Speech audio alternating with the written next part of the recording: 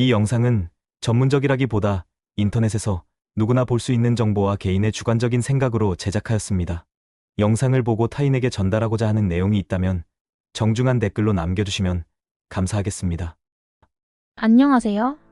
열손가락입니다. 최근에 전기차에 대한 영상을 올렸고 자동차에 대한 관심이 많았는지 댓글이 달렸는데요. 그래서 자동차에 대한 이야기를 조금 더 해보려고 합니다. 우리나라는 제조업 국가로 세계에서 자동차를 생산하는 몇 안 되는 나라인데요. 옆 나라 일본을 비롯해 미국, 중국, 독일, 영국, 프랑스, 이탈리아 등의 국가에서 자동차를 생산하고 있습니다. 이 나라들은 경제 규모가 크고 역사적인 사건에 한 획을 그었다는 공통점이 있는데요. 이런 나라들 사이에서 우리나라가 어깨를 나란히 하며 자동차를 생산하고 있다는 사실에 세상 국뽕이 차오릅니다. 물론 생산의 여부를 떠나서 세계적인 인지도와 기술력에는 차이가 있겠지만 자동차를 생산하는 나라의 공통점은 국민들이 자국에서 생산하는 자동차를 가장 많이 탄다는 것입니다. 요즘에는 외제차를 많이 타서 거리에 많이 늘고 있는 추세라고 하지만 그럼에도 점유율을 보면 국산차가 압도적인 점유율을 보이고 있습니다. 국내에서 가장 많이 팔리고 있는 자동차 브랜드는 현대자동차로 2024년 누적 판매량이 1억 대를 돌파할 것이라고 하는데요. 그래서 이번 영상에서는 가장 많이 팔린 현대자동차 5가지를 알아보도록 하겠습니다. 첫 번째, 아반떼 1513만 대. 1990년도에 엘란트라라는 이름으로 처음 출시된 아반떼는 시대를 거쳐 2020년에 7세대까지 출시가 되었습니다. 아반떼는 대한민국을 대표하는 준중형 자동차로 30년이 넘는 세월 동안 유지가 될 만큼 인기가 있는 차종인데요. 구화방이라는 별명이 붙은 2세대 아반떼를 거쳐 점차 업그레이드를 통해 연식을 변경한 아반떼는 5세대 아반떼 MD부터 디자인이 괜찮아졌다고 생각합니다. 아반떼 MD는 2010년도부터 15년까지 출시된 차로 10년 이상의 세월이 흘렀지만 지금도 도로 위에서 자주 보이는 차로 초보 운전자들에게도 많이 추천되는 차량입니다. 그리고 다음에 출시한 아반떼 AD는 MD와 더불어 초보 운전자들에게 많이 추천되는 차량인데 디자인도 예쁘고 편의성도 많이 개선되어 인기가 있는 차종입니다. 현재 출시되고 있는 아반떼 CN7은 지능형 안전기술로 안전성이 높으며 어라운드 뷰와 메모리 시트와 같은 고급 옵션도 추가되어 많은 인기를 얻고 있습니다. 물론 옵션이며 옵션을 다 추가하면 가격이 많이 올라갑니다. 또한 7세대부터 고성능 모델인 N라인을 출시하였는데 준중형 따위가 3천만원 이상 하다 보니 그 돈으로 아반떼를 사? 오빠 병신이야? 라는 유명한 짤이 있습니다. 물론 구매해서 타고 다니는 사람들은 만족을 한다고 합니다. 두 번째, 엑센트 995만 대. 엑센트는 1994년도에 1세대가 출시되었는데요. 2000년도부터 베르나로 국내에서 2010년까지 판매가 되었고 2010년부터 엑센트로 다시 부활해서 2019년까지 판매가 되었습니다. 국내에서는 단종 후 소형 SUV 베뉴가 그 자리를 대신한다고 합니다. 엑센트는 판매량에 비해 도로에 많지 않은데? 라는 생각에 인터넷에 검색을 해보았고 엑센트, 베르나, 솔라리스 등을 모두 포함한 판매량이라는 것을 알게 되었습니다. 현재 엑센트를 인터넷 검색을 해보면 23년형 모델이 있지만 19년도 단종 이후 국내에서는 판매되지 않고 해외에서 판매되고 있다고 합니다. 세 번째, 소나타 939만 대. 소나타는 1985년 스텔라라는 이름으로 처음 출시되었는데요. 40년 동안 8세대가 출시된 자동차로 세월과 판매량이 말해주듯 국내에서 인지도가 있는 차량입니다. 저도 소나타2부터는 알고 있었던 터라 소나타1은 뭐지? 라는 궁금증을 가지고 별 생각이 없었는데 이번에 소나타를 알아보다가 스텔라가 소나타 1세대라는 새로운 사실을 알게 되었습니다. 제 생각에 소나타는 UEF 소나타부터 디자인이 괜찮아졌다고 생각이 되는데요. UEF 소나타는 제가 지금보다 젊은 시절에 경찰서 소장급이 타던 차일 정도로 당시에는 고급 차량이었습니다.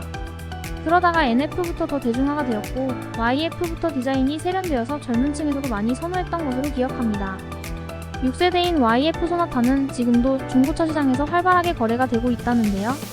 YF 소나타는 세타 엔진이 문제가 되어 잘못 구매하면 엔진 수리 비용이 많이 발생하니 2012년 이후 모델로 구매를 하라고 하는 자동차 전문 영상도 있으니 참고하시면 될 것 같습니다. 가장 최신 소나타는 24년 출시된 8세대 DH로 DNA8로 2019년 출시됐을 당시 디자인에 대한 혹평이 있어 판매량이 줄었다는 기사들을 접하기도 하였습니다. 그렇다 하더라도 소나타는 대한민국을 대표하는 중형 승용차로 많은 사람들이 선호하는 차이자 택시로 많이 접하는 차량입니다. 네 번째, 투싼 896만 대. 투싼은 2004년 처음 출시된 준중형 SUV로 기아의 스포티지와 동급 차량이자 라이벌인 차량입니다. 사실 제 개인적인 생각으로는 이전 투싼의 경우 뉴투싼 iX부터 디자인이 괜찮아졌다고 생각합니다. 스포티지도 마찬가지로 초기형 모델은 뭔가 투박한 느낌이 나는데 3세대부터 스포티한 젊은 느낌을 주는 차량입니다. 그리고 가장 최근에 나온 투싼 NX4는 전후면 전부 다 디자인이 괜찮아서 개인적으로는 이번 세대는 스포티지보다 투싼이 더 낫다고 생각합니다. 그리고 준중형이라고는 하지만 차들이 점점 커지다 보니 한 등급이 차량인 QM6보다 전장과 전고 외에 나머지 수치에서 더 크다고 하는데요. 소형 SUV가 커지고 있어서 덩달아 중중형 SUV도 크기가 커진다고 하는데 그렇다면 중형과 중대형 대형 SUV는 어떤 크기와 옵션으로 차별화를 할지 앞으로 나올 차들의 옵션이 궁금해지네요. 물론 최근에 나온 투싼의 경우 지능형 안전기술 및 메모리 시트와 후측방 모니터, 어라운드 뷰와 같은 고급 옵션을 넣어 구매할 수 있는데 그렇게 되니 가격이 예전에 알던 중중형 SUV의 가격이 아닌 것 같습니다. 다섯째, 산타페 578만 대. 2000년 처음 출시된 산타페는 한국을 대표하는 중형 SUV인데요. 경쟁 차량으로는 기아의 소렌토가 있습니다. 24년도에 산타페 신형이 출시되었는데요. 기존 산타페 TM보다 전장이나 전고 등 사이즈가 조금씩 커졌는데 디자인의 차이가 있어서 그런지 실제로 보면 더 커 보이는 것 같습니다. 전작에 비해 직선을 많이 사용하다 보니 각이 져서 호불호가 있는 디자인이며 테일램프가 뼈다귀 혹은 아령 같다고 혹평하는 사람들도 있다고 합니다.